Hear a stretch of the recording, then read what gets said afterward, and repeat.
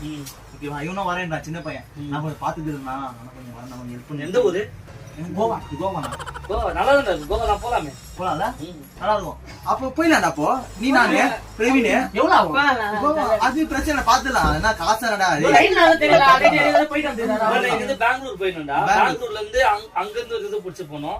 அப்போ கோவால வந்து இந்த பாகா பீச்னு இருக்கு, அங்கெல்லாம் எனக்கு தெரிஞ்சு 10 ரூபா 12 ரூபா வந்து அந்த பட்ஜெட்ல இருந்தா யாரா போறதுக்கு? நீங்க போறது நீங்களா?